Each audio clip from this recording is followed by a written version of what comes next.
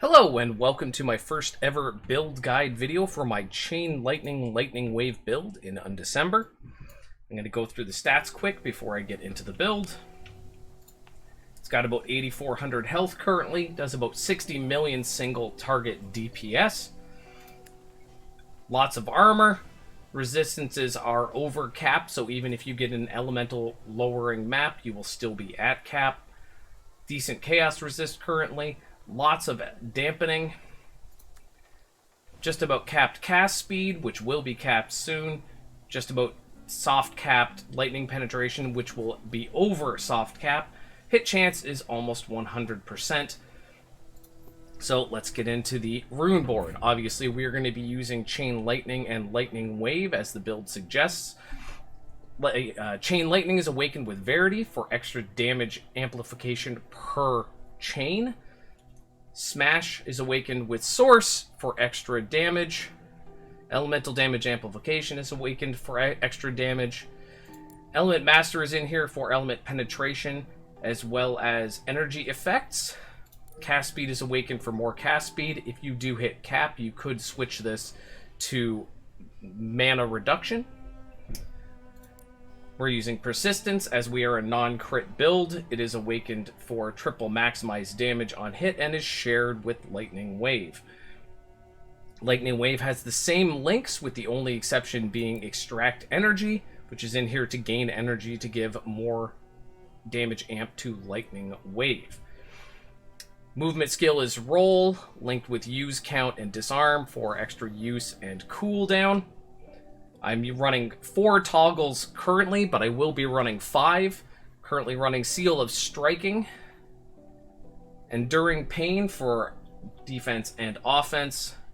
And Seal of Defense for also defense. I'm running Illusion Axe with increased item drop rarity, so when I hit enemies, I get increased item drop rarity. When I'm doing raid bosses, I switch into Center of Gravity, which gives me a buff when I am not moving.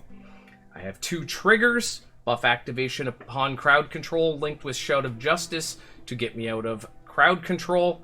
And buff activation when hit, linked with Shout of Provocation to give me a damage and defense boost when it is on cooldown. It is linked with increased duration for extra duration. They are both linked to improved Shout, so I get a damage boost when either of them is active. My attack enhanced skills are Release Elements and Seal of Persistence awakened into a Rapid Seal. They're linked with increased duration, versatility, time acceleration, enhance effect.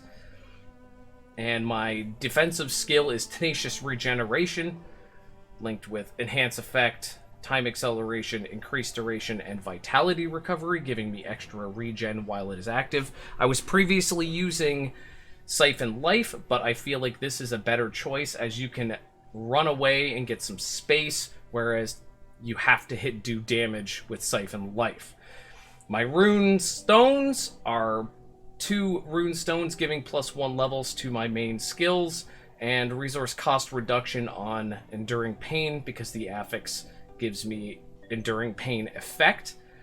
None of these are particularly good, but they're the best I have right now. Getting into the Zodiac, it is pretty standard through these first few. You could go up and to get cast speed if you were lower on cast speed in the first node. In 2, we have gone up into these 2 armor points. I wouldn't typically take these, but I do need them to activate my Zodiac Stone at the moment, and having extra armor isn't bad anyway. Into 3, I've gone for the attack and cast speed here. Once you are at attack and cast speed cap, you should go back here and go into the extra damage and lose the cast speed. Into 4... gone across the standard. Damage upon spell. You can use this to adjust your resistances as necessary. And up here, obviously gone for the lightning damage, strike damage, element damage. Into 5 is up here. Oop. Gone across the bottom again for armor and damage dampening. And up into here for damage against debuffed enemies. Into 6. I've gone for the extra lightning penetration and lightning damage. Again, you could go down here into the cast speed if your cast speed was low. And I've taken a single point over here. I will be taking more. I'm going to get both this physical dampening node and this element dampening node by going across the lightning damage. Into 7. I've taken the single point in the plus 40% damage. Obviously, if you can get it, you should. And 9 points into deadly poison for the shock effect. And stone there. I put quite a few points into 8. Some of these will be moving, but this is what I've got at the moment. Single-handed weapon stuff, weapon damage, double damage chance, double damage damage, and extra damage. Into here for resistances and double damage again. And up here currently for resource cost dampening and double damage, but again, these can be dropped once I get more optimized. Into the final of the trees, going across the bottom to get the extra lightning damage and double damage chance. I will be coming up here to get this max lightning penetration once I have hit soft cap. Into the specials. First tree is obvious in brilliance. We're going for acceleration and strike damage. The second one, we are going down to element damage amp and up into area damage. This will help lightning wave, and the extra area of effect will give us increased cast distance on our chain lightning. And the last one, we've gone down to the additional lightning damage, obviously, and up here to resource cost amplification. I have gone for these last 2 points, even though they don't directly help the build, because I wanted to get this stone active, because it gives 3% damage amplification and lightning penetration. For my stats, I go minimum amount into, or the absolute minimum into int and dex. The rest goes into strength for armor and hit points. Into gear, I've made a quick guide here, so you can pause and see what is necessary. The weapon is pretty standard. Shield. Helmet is for elemental penetration. The shoulders and gloves are for mana dampening cost. The belt is for also mana dampening cost. The chest for damage dampening.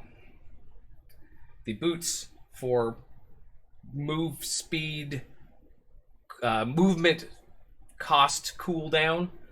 Again, you can see all the stats. The important stuff to note here is the belt is dual authority and the gloves are dual authority.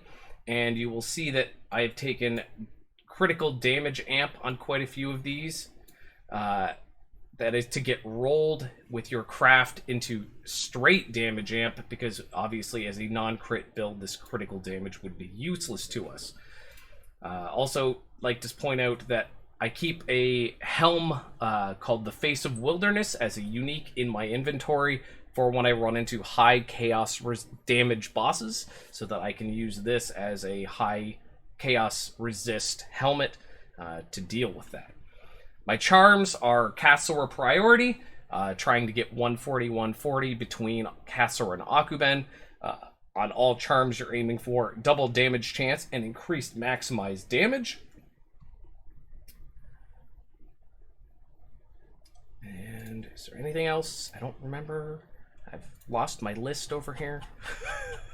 This is my first build guide, so I apologize. Oh yes, the masteries and stuff quick.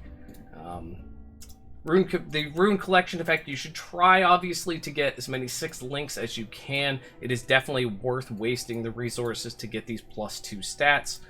And the masteries, straight 5s across the board. Weapon damage flat, weapon damage %, damage amplification. In armor, we've gone for gear armor. Enhanced skill rune duration. If you were low on resists, you could go back to there. And damage dampening. In amulet, or in accessory, you've got hit points, damage %, and aura and seal effect. Anyways, that's it for my build guide. If you have any suggestions on how to make the build better, or want to ask me any questions, feel free to find me on Twitch at MikeTypeX, or just comment below. Thank you very much for your time. I hope you enjoy the build, and good luck farming out there.